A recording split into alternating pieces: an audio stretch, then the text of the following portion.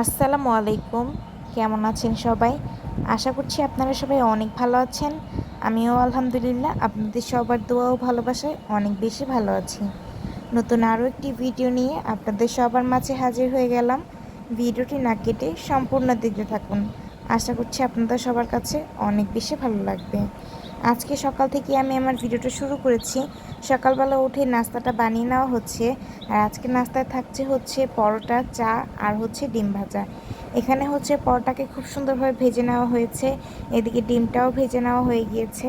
এখানে সাথে একটু ডালও ছিল, আর এইদিকে ছিল হচ্ছে চা।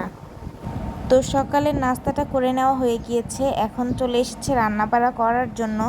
আজকে রান্নাবাড়া যা যা করবে সেগুলো খুব সুন্দরভাবে গুছিয়ে নিয়েছে। তো এখন চলে এসেছে রান্নাবাড়া করার জন্য। প্রথমে হচ্ছে একটা প্যান বসিয়ে দিয়েছে।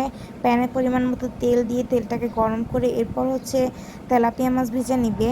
আর আজকে হচ্ছে আম্মু তেলাপিয়া মাছ ভুনা করবে, আর হচ্ছে লাউ দিয়ে চিংড়ি মাছ ভুনা করবে, আর হচ্ছে লাউ শাক ভর্তা করবে। এখানে হচ্ছে যখন তেলটা গরম হয়ে গিয়েছে, আগে থেকে যেই তেলাপিয়া মাছটাকে হলুদ মরিচ দিয়ে মেখে রাখা হয়েছিল সেই মাছগুলো হচ্ছে এখন এক এক করে দিয়ে দিচ্ছে। এখন হচ্ছে মাছগুলোকে খুব সুন্দরভাবে ভেজে নেবে। যারা আমার ভিডিওটি শুরু করেছেন অবশ্যই একটি লাইক দিয়ে আমার সম্পূর্ণ ভিডিওটি দেখবেন।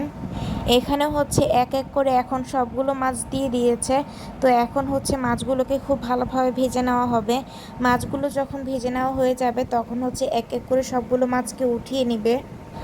আর তেলাপিয়া মাছ ভুনা কিন্তু আমার কাছে অনেক বেশি ভালো লাগে।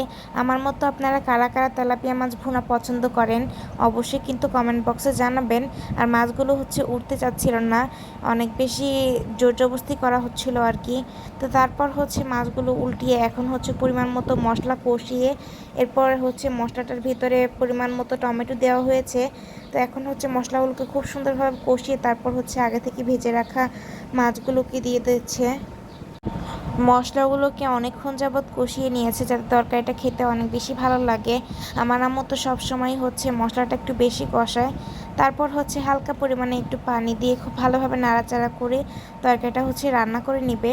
আর তরকারির কালারটাও কিন্তু মাশাআল্লাহ অনেক বেশি সুন্দর হয়েছে।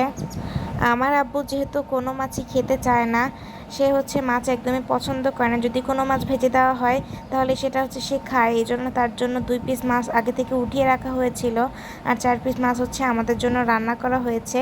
তারপর মাছটা উঠিয়ে এখন হচ্ছে শুকনা মরিচ ভেজে নিচ্ছে ভর্তাটা করার জন্য। সাথে হচ্ছে একটু পেঁয়াজও ভেজে নিবে। তো এখানে হচ্ছে এখন পেঁয়াজগুলো দিয়ে দিচ্ছে। তারপর শুকনো মরিচ আর পেঁয়াজটাকে খুব ভালোভাবে ভেজে নেওয়া হচ্ছে।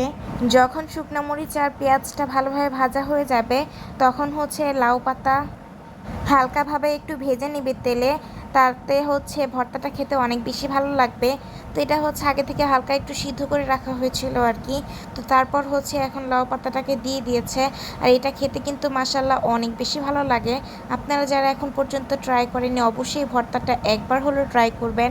যেসব আপুরা একটু ভর্তা প্রেমী আছেন তাদের কাছে কিন্তু অনেক বেশি ভালো লাগবে। তারপর এখানে হচ্ছে রসুন আর হচ্ছে পেঁয়াজটাকে খুব ভালোভাবে ভেজে নেওয়া হচ্ছে। আগে থেকে হচ্ছে লাউ আর চিংড়ি মাছটাকে ভালোভাবে সিদ্ধ করে রাখা হয়েছিল। তো এখন হচ্ছে সেই লাউটাকে দিয়ে দিবে, ভালোভাবে বাঘার দিয়ে দিবে ভাজিটা। আর এই ভাজিটা খেতে এত ভালো লাগে, চিংড়ি মাছ দেওয়াতে এই ভাজিটা খেতে ভীষণ ভালো লাগে। যারা এখন পর্যন্ত লাউ দিয়ে চিংড়ি মাছ এভাবে ভাজি করে খাননি তারা অবশ্যই ট্রাই করবেন। এত যে ভালো লাগে গরম ভাতের সাথে এই ভাজিটা আপনাদেরকে বলে বোঝাতে পারবো না। তো তারপর হচ্ছে ভাজিটাকে এখন খুব ভালোভাবে নাড়াচাড়া করে নিচ্ছে। আর এখন হচ্ছে প্রায় সবগুলো রান্নাই কমপ্লিট, এদিকে ভাজিটাও হয়ে গিয়েছে, এখানে হচ্ছে ভর্তাটাও হয়ে গিয়েছে। যাই হোক আজকের মতো এই পর্যন্তই। ভালো থাকবেন সবাই, আল্লাহ হাফেজ।